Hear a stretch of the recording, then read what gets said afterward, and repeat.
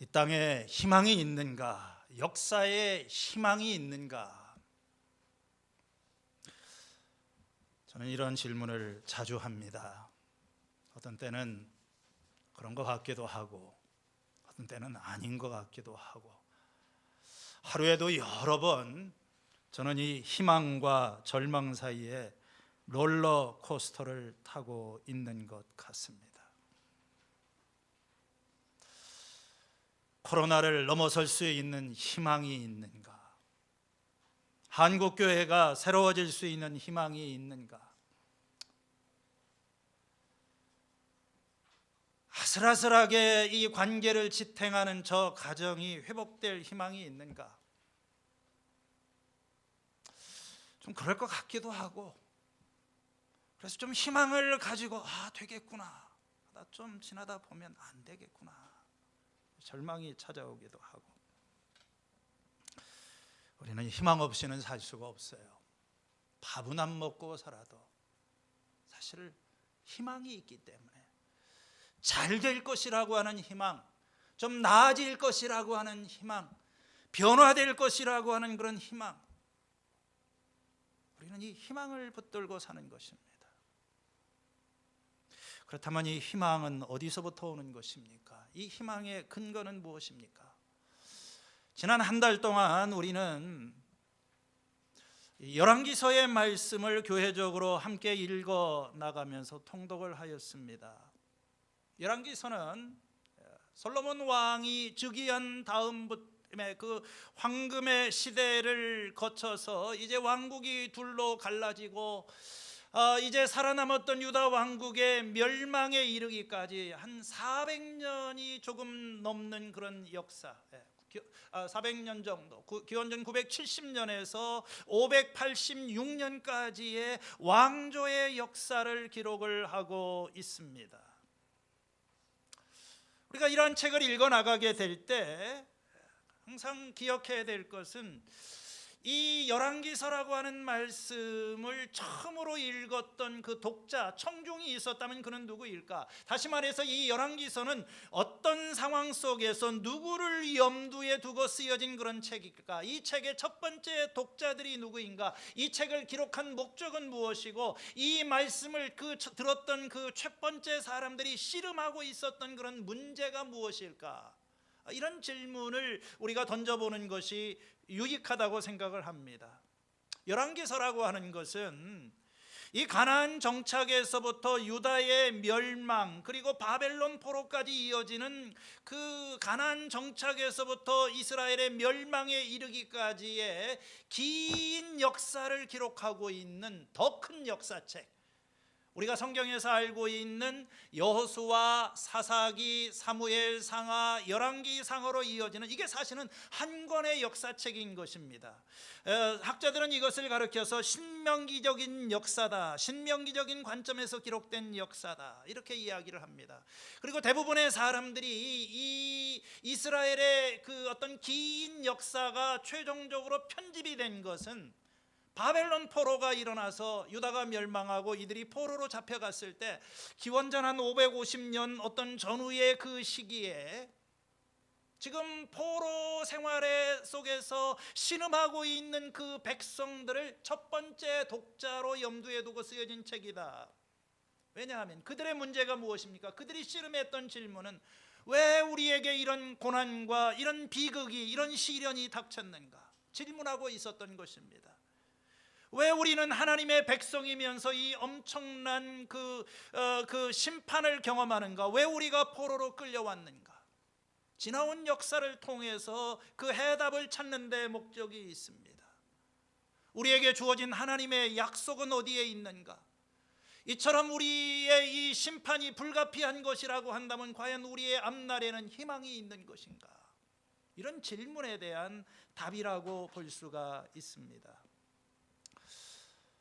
책을 읽어나가는 것은 여러 가지 방법이 있지요. 처음부터 읽는 것도 있고 중간부터 읽어나갈 수도 있지만, 여러분들이 열왕기서를 가장 잘 이해할 수 있는 출발점은 이 끝나는 부분에서 읽어나가는 것입니다. 오늘 이 열왕기서의 마지막은 남과 북으로 갈라진 이스라엘의 역사가 위태위태하게 이어져 오다가 북왕국은 722년에 아수르에게 멸망하고, 그 다음에 어떻게 좀 위태롭게 지속하던 그 유다의 역사는 한 150년 정도를 더 지속을 하지만, 요시야의 종교개혁을 마지막으로 이제 이 오늘 읽은 그 열왕기하 24장과 25장에서 드디어 우리는 유다의 종말을 보게 됩니다. 그래서 저는 오늘 이 설교 말씀을 원래 제목은, 오늘 설교는 원래는 제가 안 하고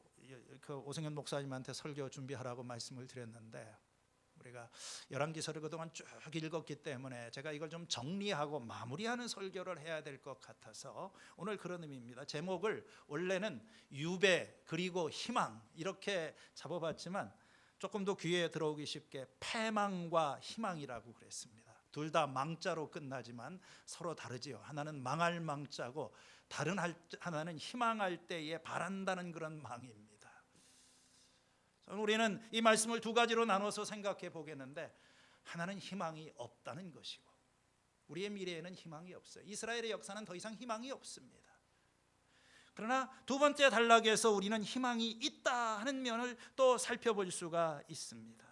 오늘 우리가 읽은 그 열왕기하서 24장과 25장의 말씀은 유다 왕국의 참으로 그 참혹한 그 해체 과정, 유다의 종말의 과정을 보여주고 있습니다.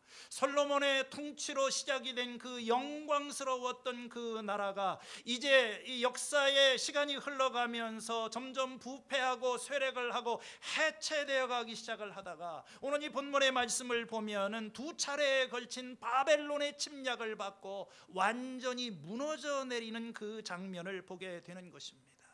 바벨론의 두 차례의 침공, 그 첫 번째 침공은 여호야김 시대에 있었던 것입니다. 선하고 의로웠던 요시야 왕이 죽은 다음에 유다의 역사는 이제 걷잡을 수 없는 파멸의 소용돌이 속에 휘말리게 되는 것입니다. 요시야가 죽은 것이 기원전 609년에서 이 그 유다가 멸망하기까지 586년이니까 한 20년 넘는 기간 동안에 그의 아들과 손자가 차례로 왕위에 오르게 되지만, 이제 나라는 걷잡을 수 없는 파멸의 물결에 휘말리게 됩니다. 요시야가 죽은 다음에 그의 아들 여호아스가 왕이 되었지만 3개월 후에 이 애굽 왕 바로에게 포로로 잡혀가게 됩니다. 그 다음에 뒤를 이어서 왕이 된 사람이 오늘 24장 1절에 나오는 여호야김이라고 하는 그런 왕이었었습니다. 그는 이 왕이 된 다음에 처음에는 이 바벨론 왕에게 복종을 하고 봉신으로서 이렇게 그를 섬겼었지만, 그러나 시간이 흘러가면서 그에게 반역을 하게 됩니다. 여호야김 왕이 그를 처음에는 바벨론 왕을 섬겼지만 돌아서서 느부갓네살에게 반역을 하였다. 그래서 이 바벨론 군대와 다른 군대가 쳐들어와서 유다를 함락시키게 되는 그런 이야기가 24장에 나와 있습니다. 이 첫 번째 침공으로 인하여서 이제 예루살렘에 있는 성전의 보물을 약탈하고 유다의 그 지배계층에 있는 엘리트 그룹들이 다 끌려가게 됩니다. 이 24장 그 14절 15절 이하의 말씀을 보면은 이제 솔로몬 왕이 만든 모든 그릇을 다 금그릇을 산산조각 내고, 또 예루살렘 주민뿐만 아니라 용사, 만명, 기술자, 대장장이를 사로잡아 갔다. 15절 말씀을 보면은 여호야긴 왕이 사로잡혀 가고 그의 어머니 왕비와 내시들과 고관들이 다 예루살렘에서 바벨론으로 사로잡혀 갔다. 7,000명의 용사와 1,000명의 기술자와 대장장이가 바벨론의 포로로 사로잡혀 갔는데, 이들은 모두 뛰어난 용사요 훈련된 전사들이었다. 이게 첫 번째 침공인 것입니다. 기원전 597년경에 있었던 그런 것입니다. 이 바벨론의 침공으로 말미암아 유다의 실질적인 지배계층은 몰락을 하였고, 그 땅에는 가난한 사람들, 비천한 사람들을 중심으로 남아있는 사실은 껍데기 나라입니다. 그리고 그 껍데기 나라에다가 시드기야라고 하는 사람을 왕으로 세워서 그가 통치를 하게 됩니다. 이 시드기야에 관한 이야기가 24장 18절부터 나오는 것입니다. 요시야의 아들, 또 다른 아들이었던 이 시드기야도 이제 처음에는 바벨론에게 복종을 하는 듯 하지만 24장 마지막 절에 보면 시드기야가 바벨론 왕에게 반기를 들었다, 반역을 시도했지요. 그래서 시드기 왕 제9년 10째 달이 되는 그 날에 바벨로니 왕 느부갓네살 왕이 군대를 거느리고 올라와서 예루살렘을 쳤다고 합니다. 이게 기원전 580 한 9년경에 와서 한 3년 동안을 포위를 하다가 기원전 586년경 그 어느 시점에 예루살렘의 성벽이 무너지고, 그리고 이제 군대가 그 성을 공격을 하면서 시드기야 왕은 사로잡히게 되는 것입니다. 바벨론 군대는 이 사로잡은 시드기야 왕 앞에서 그의 아들들을 처형하고 시드기야의 두 눈을 뺀 다음에 쇠사슬에 묶어서 바벨론으로 끌고 갔다고 합니다. 그 다음에 이어지는 이 25장의 이야기는 이 바벨론 왕의 그 근위대장 군인들이 예루살렘 성벽을 다 헐어버리게 되고, 예루살렘에 있는 그 어떤 나머지 사람들을 포로로 잡아갔다고 이야기를 합니다. 일부 농사지을 수 있는 사람만 남겨두고, 무엇보다도 솔로몬이 지었던 이 성전이 철저하게 파괴가 되었어요. 성전에 있는 모든 기둥을 다 부수어 버리고 금으로 만들었던 것을 다 그들이 빼앗아 가게 되고, 예루살렘은 철저히 파괴되고 몰락하게 됩니다. 이것은 유다의 역사에 있어서 오랜 세월이 흐른 다음에도 두고두고 기억이 되는, 이것은 충격적인 그런 사건이었어요. 이스라엘의 이 수천 년 역사 가운데 이런 비극적인 사건이 두 번 있었는데, 하나는 이 본문에 기록된 이 첫 번째 예루살렘 함락이고, 그로부터 한 600년 정도가 지난 다음에 예수님이 이 승천하시고 난 다음에 한 40년 지난 AD 40년경에 재건되었던 예루살렘은 이제는 로마에 의해서 다시 한번 철저하게 파괴가 됩니다. 예루살렘 성벽이 무너지고 성전이 파괴되고, 이스라엘 백성들은 세상 각처에 흩어져서 2000년 동안 나라 없는 민족으로 살아가게 되는 겁니다. 뼈아픈 사건이에요. 오늘 여기 나와 있는 이 예루살렘의 이 파괴가 충격적이었던 것은 여기 특별히 세 가지 사건, 예루살렘이 함락되고, 그리고 거기에 있는 성전이 파괴되고, 그리고 그 나라를 지켜오던 다윗의 왕조가 몰락하고 대가 끊어졌다고 하는 이것은 그냥 단순히 어떤 나라의 한 나라의 멸망이 아니라, 이것은 그들의 모든 것을 지탱하던 이 어떤 정신적인 신앙적인 기반이 완전히 무너져 버리는, 이건 엄청난 사건이에요. 예루살렘은 이게 하나님의 도성입니다. 거기에 있는 성전은 하나님의 보좌입니다. 이건 절대로 망할 수가 없는 거예요. 예루살렘이 이방인에 의해서 정복당한다고 하는 것은 상상할 수도 없는 그런 일입니다. 그런데 이 나라가 망하고 성전이 무너졌다고 하는 것은 그들의 신앙과 삶의 모든 것이 무너지는 정말로 절망적인 그런 사건입니다. 25장 21절에 이반부에 이렇게 유다 백성은 포로가 되어서 그들의 땅에서 쫓겨났다. 짤막하지만 참으로 애잔한 그런 말씀입니다. 이걸 우리가 역사가들은 바벨론 포로, 바벨론 유수라고도 이렇게 이야기를 하는 것입니다. 이스라엘 백성들은, 그 땅에 남아있던 유다 백성들은 대부분의 사람들이 바벨론의 포로로 끌려가서 절망적인 세월을 보내야 했던 것입니다. 죽음과도 같은 그런 고통이죠. 여러분, 우리는 나라가 망하는 것, 나라 잃은 슬픔을 경험해 본 적이 없습니다. 1905년 11월 21일 날 을사조약이 체결된 지 얼마 되지 않은 그날에 황성신문 주필이었던 장지영이라고 하는 분이 시일야 방성대곡이라고 하는 사설을 썼습니다. 시일야 방성대곡. 이날에 목노아 우노라 하는 그런 뜻입니다. 거기 보면 이런 글이 나옵니다. 4,000년 강토와 500년의 사직을 남에게 들어 바치고 2천만 생령들로 하여금 남의 노예가 되게 하였으니, 중약을 하고 원통한 지고 분한 지고 우리 2천만 동포여, 노예가 된 동포여, 살았는가 죽었는가. 단군과 기자 이래 4,000년 국민 정신이 하룻밤 사이에 홀연 망하고 말 것인가. 원통하고 원통하다. 동포여 동포여. 나라 일은 국가의 수백 년 동안 이어져 오르는 이 왕조의 종말을 지켜보았던 한 지식인의 탄식이었습니다. 다윗과 솔로몬의 황금 시대를 거쳐 그 수많은 그 사람들의 기대와 부러움 속에 출발하였던 예루살렘 성의 비참한 몰락을 지켜본 한 시인은 다음과 같이 그 비애를 표현하고 있습니다. 슬프다. 예전에는 사람들로 그렇게 붐비더니 이제는 이 도성이 어찌 이리 적막한가. 예전에는 문나라 가운데 으뜸이더니 이제는 과부의 신세가 되고, 예전에는 모든 나라 가운데 왕이더니 이제는 종의 신세가 되었구나. 에레미야 애가 1장 1절입니다. 2장 1절에서는 슬프다. 주님께서 어찌 이렇게 진노하셔서 도성 시온의 앞길을 캄캄하게 하셨는가.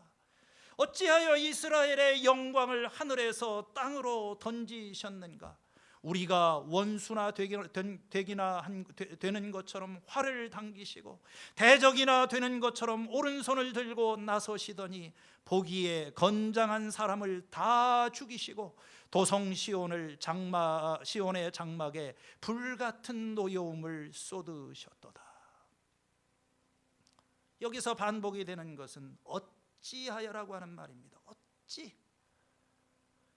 주님께서 어찌 이렇게 진노하셨는가. 어찌하여 시온은 이렇게 비참한 몰락을 하게 되었는가. 이 어찌라고 하는 히브리 말은 원래 장례식에서 애도를 표현할 때 쓰는 말입니다. 에이카, 아이고 어찌하여 이 나라 이 민족이, 어찌하여 이 백성이 이렇게 비참한 자리가 되었는가. 어찌하여 용사가 엎드러지고 죽음을 당했는가. 삼소처럼 그 위대한 힘을 자랑하던 그 용사가 어찌하여 두 눈이 뽑히고 이제는 사람들 앞에서 연자 맷돌을 돌리는 비참한 신세가 되었는가. 그 국가의 운명을 탄식하고 있는 것입니다. 한때는 세상의 중심이었고 만민의 부러움의 대상이 되었던 하나님의 선택한 그런 백성, 수많은 기적과 능력을 경험하고 예루살렘에 올라와서 그 희망 속에 나라를 건설하고 시작했던 그 백성, 세상에 빛이 되고 제사장 나라가 되라고 부름받은 그 백성이 어찌하여 이렇게 몰락하게 되었는가. 오늘 우리는 열왕기서의 마지막 장에서 이러한 탄식의 음성을 듣게 되는 것입니다. 유다가 몰락하고 패망하게 된 원인은 무엇입니까? 한 나라가 오랜 역사의 종지부를 찍고 비극적인 종말을 맞이하게 되는 데는 다양한 원인이, 여러 가지 우리가 분석할 수 있는 원인들이 있습니다. 국제정세의 변화, 바벨론이라고 하는 새로운 강대국이 등장하는 자리에서 국제정세를 제대로 분별하지 못하고 이 무능하고 부패한 리더십을 가지고 있던 이 다윗의 왕조의 책임이 클 것입니다. 하나님의 말씀을 저버리고 내적인 기강, 어떤 도덕적인 행위가 문제가 되었을 것입니다. 오늘 이 말씀을 우리가 보게 되면 이 유다의 패망의 진짜 이유가 무엇인지를 조금 더 직접적으로 보여줍니다. 24장 2절 말씀에 보니까 주님께서는 바벨론의 군대와 시리아의 군대와 모압 군대와 암몬 자손의 군대를 보내서 여호야김과, 이건 1차 침공 때를 이야기를 하는 것이죠, 여호야김과 싸우게 하셨다. 그들을 보내신 것은 자기의 종 예언자들을 시켜서 하신 말씀대로 멸망시키려 하는 것이다. 여기서 주어는 하나님인 것입니다. 주님께서 그렇게 하신 거예요. 주님께서 유다를 공격하고 유다를 무너뜨리고 유다를 멸망에 이르게 한 것은 느부갓네살이 아니라 그 하나님이 하신 일이다. 그것은 므낫세가 지은 그 죄 때문에 그들을 주님 앞에서 내쫓으시겠다고 하신 주님의 말씀이 유다에게서 성취된 것이다. 4절 말씀에 보면 더욱이 죄 없는 사람을 죽여서 예루살렘을 죄 없는 사람의 피로 가득 채운 그 죄를 주님께서는 용서하실 수 없으셨기 때문입니다. 하나님이 하시는 일이라는 것입니다. 그것은 그들의 죄에 대한 하나님의 징벌이고 심판이었습니다.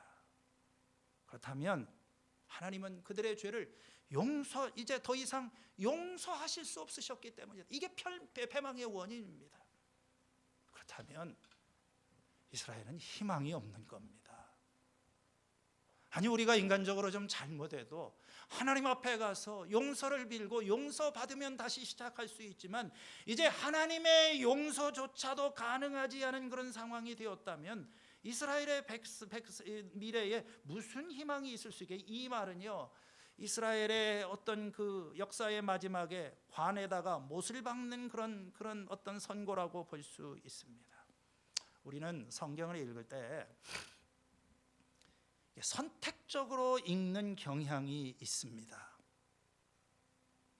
이렇게 봐서 좀 이렇게 듣기에 좋고 위로가 되는 말씀을 골라서 읽는 거예요. 성경을 전체를 읽는 것이 아니라 취사 선택을 하는 겁니다. 우리의 기억도 마찬가지예요. 우리가 뭘 기억을 하게 될 때 우리는 선택적인 기억을 합니다. 자기에게 유리한 거, 자기에게 좋은 것만 기억으로 나머지에는 기억이 안 난다. 참 이게 문제죠. 성경도 꼭 그런 식으로 읽어요. 성경을 읽어나가면 하나님의 위로와 희망의 약속들이 있고, 또 어떤 하나님의 심판에 대한 무서운 경고의 말씀도 있는 것입니다. 오늘 여기에 보는 것은 끝이 있다는 거예요. 이 말씀은 그대로 읽어야 됩니다. 이런 역사의 사실을 부인할 필요도 없고, 이것이 바로 하나님의 백성이었던 유다의 백성들이 경험한 이게 현실이고, 이것이 역사 자체인 것입니다. 끝이 오는 거예요. 우리는 마치 끝이 없는 것처럼 살아갑니다. 그냥 살다 보면 여러분 다 끝이 옵니다. 그냥 위태위태하게 살면서, 이번에 이태원에서 춤추다가 지금 난리를 피운 사람들 아마 그랬을 거예요. 설마 하면서 그 위태한 줄타기를 하다가 난리가 났지요. 다 드러나고 참 망신살을 뻘치게 되고, 여러분 끝이 있는 거예요. 우리가 돌이켜야 될 순간에 돌이키지 않고 그 길을 계속 가다 보면 그 끝은 자명한 것입니다. 종말이 오는 것입니다. 우리가 성경을 읽어나가면서 좀 조심해야 될 것이 이 과도한 희망, 지나친 낙관주의. 하나님은 좋으신 분이시고 사랑의 하나님이시고, 당신이 무슨 일을 하더라도 하나님은 당신을 붙들어 주실 겁니다. 잘 될 겁니다. 너무 걱정하지 마세요. 정말 그렇습니까? 물론 정말 하나님 말씀대로 살아보려고 애를 쓰는 사람에게, 진실한 사람에게는 이 말이 꼭 필요한 말이고 이 말씀을 붙들어야 됩니다. 그런데 엉망으로 살고 하나님을 떠나서 자기 마음대로 살아가는 사람에게 잘 될 겁니다. 시간이 흐르면 해결될 것입니다. 무슨 근거로 그런 얘기를 하고, 이런 거짓된 희망이 우리 사회를 병들게 하고 우리 인생을 망치게 하는 거예요. 그래서 오늘 우리는 이런 말씀을 읽어나가면서 참 가슴 아프지요. 이렇게 정말 끝나는 건가? 이렇게 끝나야 되나? 우리 가정이, 우리 사회가, 우리 교회가 참 인생 힘들게 살았는데 결국 마지막에 가서 줄타리를 하다가 어찌하여 하나님의 백성들이 이런 종말을 맞이하게 되는가? 이것은 경고의 말씀이고 우리를 참 가슴 아프게 하는 그런 거. 희망 없어요. 저는 희망이 없다고 봅니다. 우리에겐 미래가 없어요. 우리 앞날은 정해져 있는 것입니다. 그냥 그렇게 살면 여러분 그 끝은 분명합니다. 유다 왕국의 역사는 끝났어요. 아주 우리가 이 열왕기서를 읽어나가면 마음이 무너집니다. 그냥 거짓된 희망을 완전히 종식시켜 버리는 거예요. 에스겔서 37장 11절에 나오는 대로 우리의 소망이 없어졌으니 우리는 다 멸절하였도다. 그러고 난 다음에 세월이 흐릅니다. 이게 열왕기서는 이렇게 끝이 나요. 참 무겁고 답답한 책입니다. 그런데 오늘 제가 이제 남은 시간에 살펴보려고 하는 것은 이 끝이 아주 이상한 결말이 나옵니다. 약 25년의 세월이 흘렀어요. 유다는 타버린 재와 같습니다. 그 재에 남아있는 마지막 온기마저도 이제 식어버린 지 오랜 세월이 들었어요. 거기에서 다시 한번 어떤 희망의 불길이 타오를 수 있는 가능성은 없습니다. 그런데 그 오랜 세월이 지난 다음에 27절 말씀에 보니까 이상한 어떤 하나의 작은 첨기, 이게 에필로그라고 할까요? 부록이 어떤 이야기 하나가 이게 소개가 되어 있어요. 24장 18절에 25장 17절에 보면은 유다의 여호야긴 왕이 포로로 잡혀간 지 37년이 되는 해. 여러분 잘 머리에 안 들어오겠지만 유다의 왕 여호야김은 기원전 597년에 첫 번째 침공 때 사로잡혀갔습니다. 그 다음에 또 이제 2차 침공으로 586년에 멸망하고 하여간 37년이 되던 해는 뭐냐면 562년 느부갓네살 왕이 죽고 그 아들이 새로운 왕이 되었을 때에 562년 상당한 시간이 흘렀습니다. 그때에 어떤 일이 있었습니까? 에윌 무로당 왕이 유다의 왕 여호야긴 왕에게 특사를 베풀어서 그를 옥에서 석방시켜 주었다. 37년간 죄수의 신분으로 감옥에서 옥살이를 하던 그에게 석방을 해주고 그를 친절히 대접해 주면서 이제 왕궁의 죄수복을 벗고 왕과 함께 늘 한 상에서 먹을 수 있도록 평생 동안 먹을 것을 주고 다른 왕들보다 그를 이렇게 높여주었다. 그렇게 끝나는 겁니다. 여러분 참 이 열왕기서의 이 마지막 장면이 굉장히 무거운 얘기로 시작하다가 이거 있어도 되고 없어도 되는 것, 왜 이런 얘기로 이렇게 끝이 나는가? 지금 이 여호야긴의 그 석방이 의미하는 것이 뭔가? 이게 좋은 소식인가 나쁜 소식인가? 이게 지금 우리가 눈여겨봐야 될 중요한 장면인가? 아니면 그냥 어떤 덧붙여 놓은 그런 하나의 이야기에 불과한가? 그 의미가 굉장히 모호합니다. 그래서 학자들은 여기에 대해서 어떤 두 가지 상반된 해석을 합니다. 한 가지 해석은 지금 여기 마지막에 나와 있는 여호야긴의 석방에 관한 이야기는 지금까지 이 열왕기사의 저자가 앞에서부터 쭉 해오던 이야기, 준비해오던 과정, 유다의 이 몰락이라고 하는 것은 막 골짜기 이렇게 밑으로 이렇게 좀 내려오다가 마지막에 이제 쾅 하고 폭망해 버리는 그 마지막 장면을 좀 빛을 발해주는 하나의 마지막 결정타이다, 이렇게 해석을 하는 사람이 있어요. 그 이유는 뭐냐면 솔로몬의 영광으로 시작했던 이 제국이 이제 바벨론으로 넘어가게 됩니다. 이제 유다 왕국은 무너졌어요. 바벨론 왕이 솔로몬의 성읍과 왕궁과 성전을 파괴했습니다. 솔로몬이 누리고 있던 부와 영광을 바벨론이 다 가졌습니다.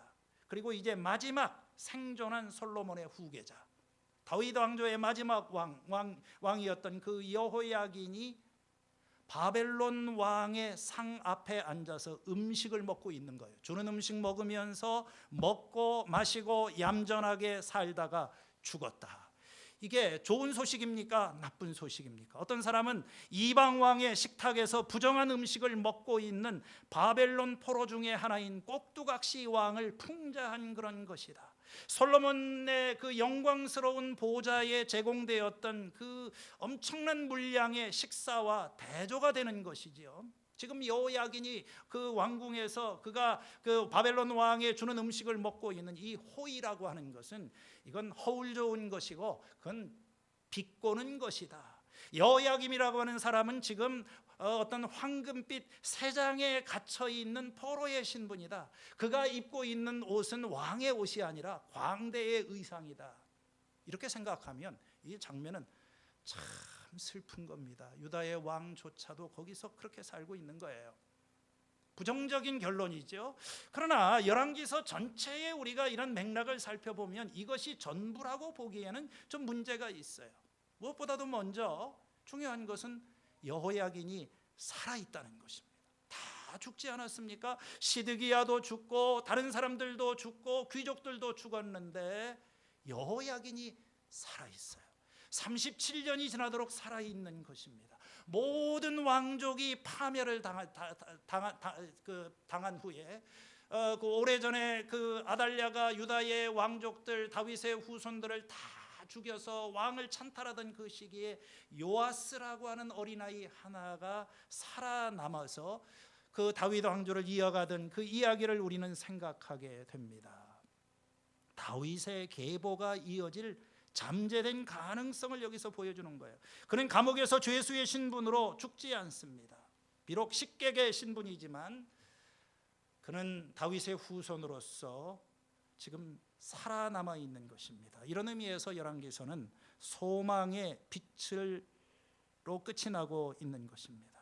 등불이 꺼진 듯 보이지만 여전히 깜빡거리고 있는 것입니다. 다윗의 후손. 여러분, 이 열왕기서의 마지막 이 장면은 미래를 향한 희망이라고 하는 그 메시지에 있어서 굉장히 중요한 역할을 합니다. 지금까지 보면 열왕기서는 아주 압도적일 만큼 부정적인 그런 어조로 이렇게 진행이 되고 있어요. 그렇지만 이 마지막 장면에서 희망의 불꽃이 깜빡이고 있는 것입니다.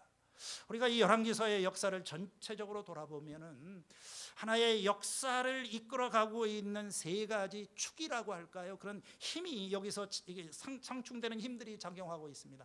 하나는 이 왕들의 순종과 불순종, 거기에 따라서 이 어떤 왕조의 운명이 달라지는 것입니다. 그리고 그들에게 선포된 이 선지자의 그런 말씀, 그 왕들로 하여금 바른 길을 걸어가도록 그들을 비판하고 책망하였던 예언자들의 말씀, 그리고 이 하나님의 은혜, 하나님의 인내, 이런 그 세 가지의 힘이 여기에서 작동을 하고 있는 것입니다.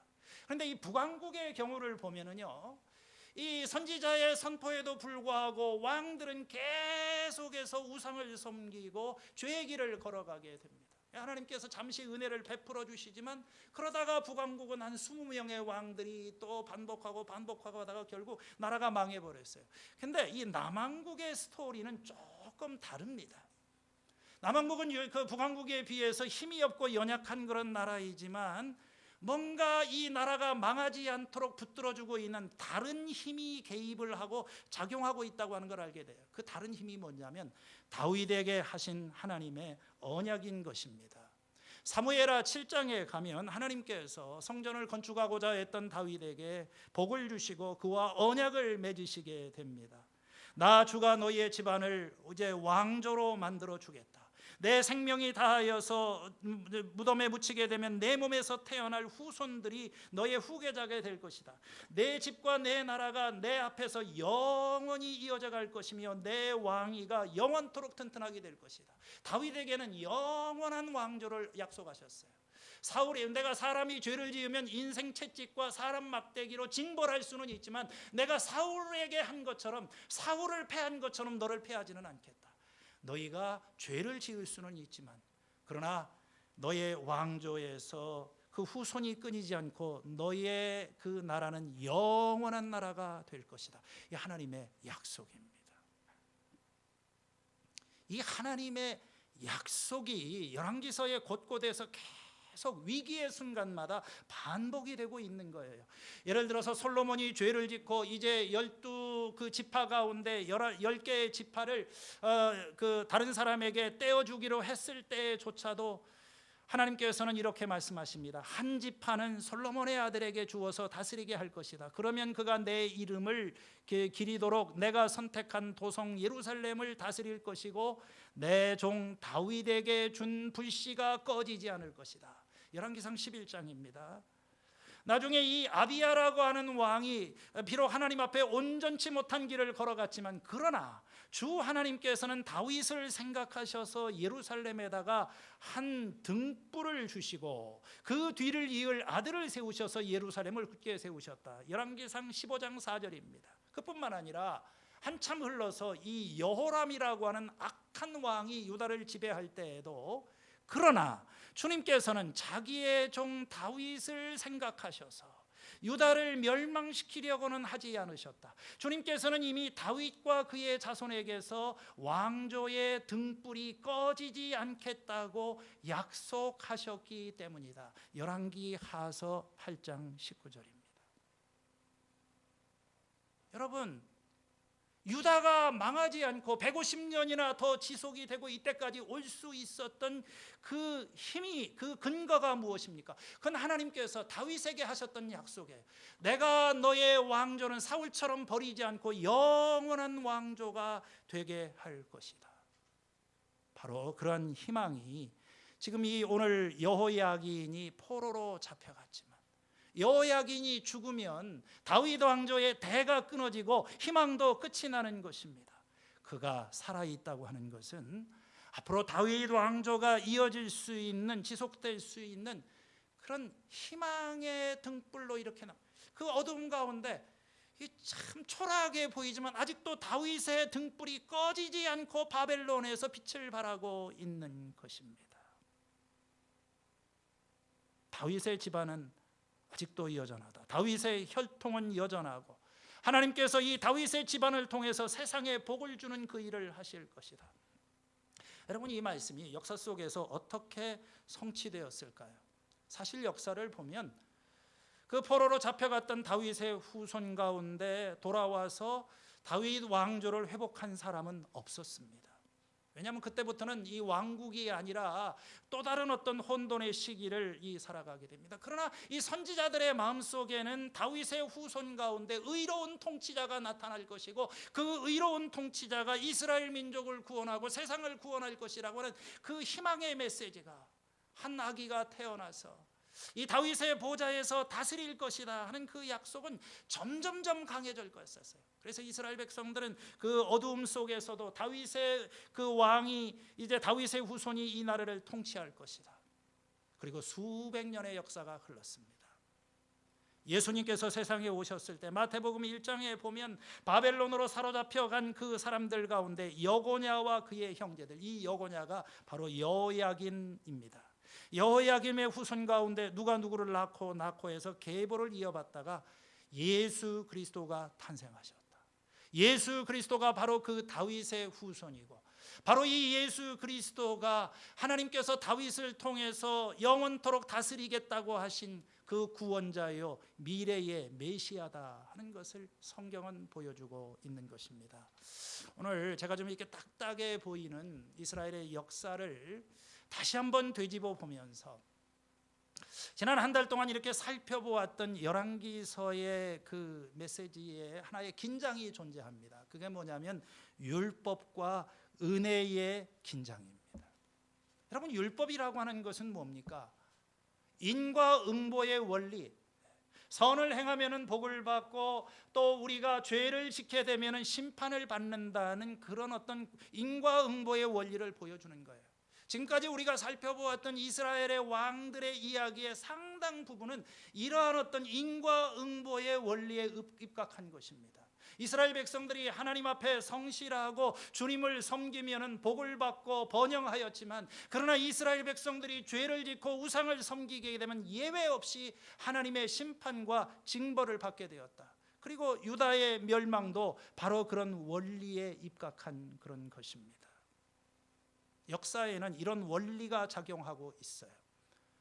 의로우신 하나님께서는 이 세상을 통치하시기 때문에 하나님 앞에 죄를 지은 사람은 반드시 심판을 당하고 그 마지막은 멸망이다 하는 것을 이야기를 합니다. 이스라엘 왕들의 이야기가 우리의 이야기입니다. 우리는 죄인들입니다. 우리는 자주 넘어지고 이스라엘 왕들이 걸어갔던 그 길을 걸어갈 때가 많이 있습니다. 물론 잘하는 때도 있죠. 그러나 문제는 우리가 하나님 앞에 죄를 짓고 헤매고 있을 때입니다. 만일 이런 인과응보의 원리가, 이런 율법적인 원리가 우리의 삶의 전부이고 어떤 우리의 유일한 어떤 법칙이라고 한다면 우리에게는 희망이 없는 거예요. 다시 말해서 우리 인간의 미래가, 인류의 역사가 순수하게 우리 사람의 손에 달려있는 것이라고 한다면 우리에게는 남아있는 건, 우리에게는 희망이 없습니다. 우리는 절망뿐이에요. 역사에는 희망이 없는 겁니다. 여러분, 이 죄인들이 만들어가는 이 역사 속에 무슨 희망이 있습니까? 조금 잘하다가 나중에 보면 또 다 망가뜨립니다. 다 헤매는 거예요. 우리는 이 죄와 죽음, 파멸이라고 하는 냉혹한 법칙을 벗어날 수 있는 길이 없어요. 그러나 여러분, 이런 인간의 허물과 연약함과 죄에도 불구하고 인류의 역사가 거기에서 끝나지 않고 지속이 되고 있는 그런 이유, 조금 더 얘기를 하면 여러분과 저의 이런 어떤 허물과 연약함과 죄악에도 불구하고 오늘 내가 망하지 않고 이 역사가 지속이 되도록 붙들어주는 어떤 다른 힘이 작용을 하는 거예요. 그 힘이 바로 뭡니까? 우리는 그걸 은혜라고 부르는 것입니다. 자격이 없는 자에게 무조건적으로 베풀어 주시는 하나님의 호의, 죄인을 용서하시고 다시 받아주시는 그런 호의, 이게 바로 우리의 희망이고 이게 바로 우리의 새로운 힘인 것입니다. 오늘 우리가 이 열왕기서의 말씀을 쭉 읽어나가면 이런 절망과 참 어두워요, 마음이. 도대체 역사에 희망이 있나?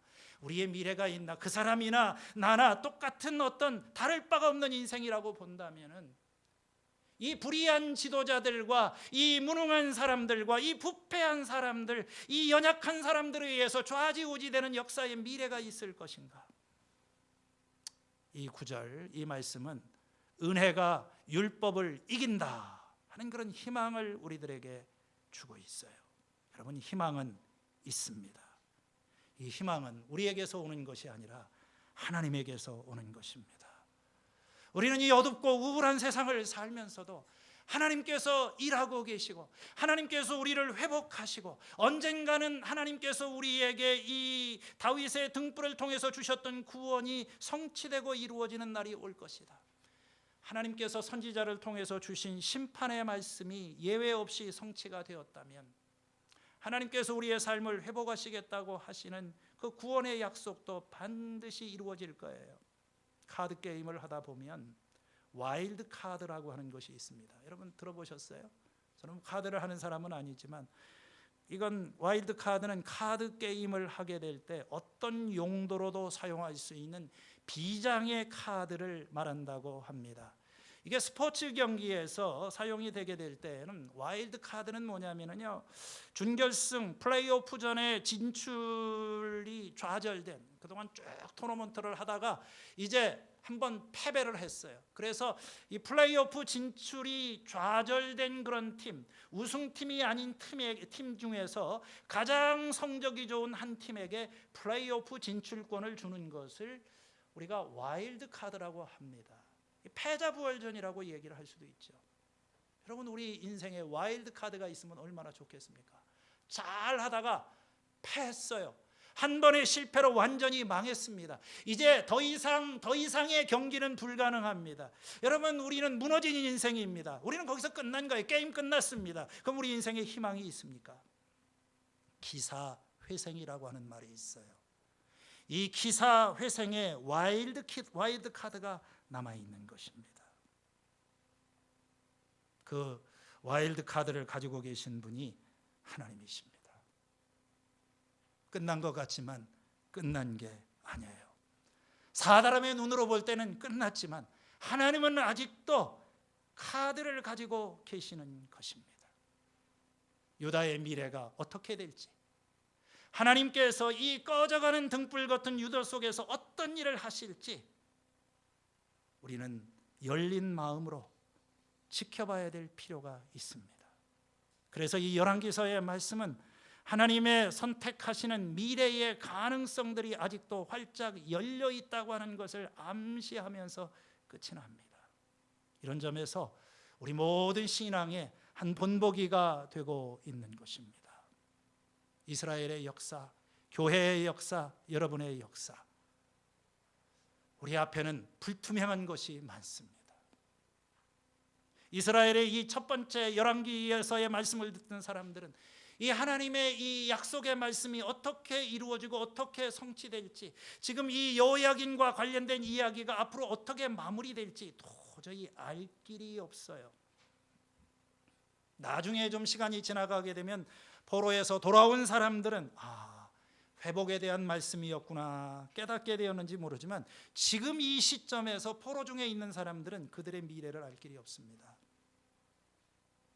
오늘 우리에게 하나님의 약속이 있지만 우리는 미래를 잘 모릅니다. 마치 부활절을 맞이하기 전날 토요일과 같습니다. 일요일이 오기는 오겠지만 어떻게 올지 언제 올지 우리는 잘 모릅니다. 하나님께서 우리에게 구원을 하시겠다고 이렇게 말씀을 해요. 우리는 약속을 가지고 있어요. 언젠가는 하나님 나라가 오겠지. 하나님을 믿습니다. 그러나 우리 눈앞에는 그 부활의 날이 오기 전에 아직도 죽음의 그림자 아래서 살아가는 그런 답답한 인생뿐입니다. 이런 가운데 우리가 희망을 가질 수 있는 것은 무엇입니까? 미래는 하나님에게 것이고 우리는 미래가 어떻게 펼쳐질지 몰라요. 지금 이스라엘이 망할지 망한 것으로 아예 끝날지 다시 살아날지, 여러분과 저에게 삶에 있었던 앞으로 지금까지 이런 일이 앞으로 잘 될지 잘못될지 미래를 봐서는 내가 무슨 점쟁입니까? 아무도 얘기할 수 없어요. 그러나 우리가 미래에 대해서 확신할 수 있는 것은 과거를 돌아다보는 거예요.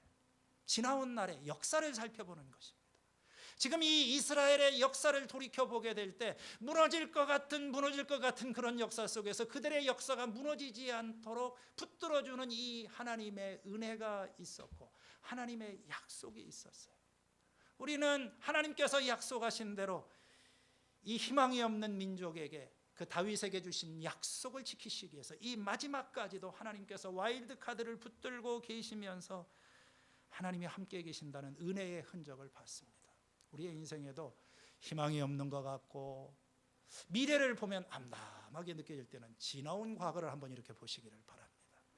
하나님께서 내 인생에 어떻게 함께 계셨고 그 하나님의 약속이 어떻게 성취되었는지 그걸 보면 우리는 미래를 살지 않아도 그래 하나님의 약속은 반드시 성취될 것이다, 이런 희망을 가지게 될 줄로 믿습니다. 미래는 결정되지 않았습니다. 운명도 아닙니다. 여러분은 죽다가 끝날 그런 사람이 아닙니다. 우리의 미래는 열려져 있습니다. 지금 이 순간에라도 하나님 앞에 돌아가서 그분을 찾고 그분의 도우심을 구하는 자에게 오늘도 하나님은 은혜를 베풀어 주시고 우리 안에서 약속하신 그 말씀을 이루어 가실 줄로 믿습니다. 하나님 아버지, 오늘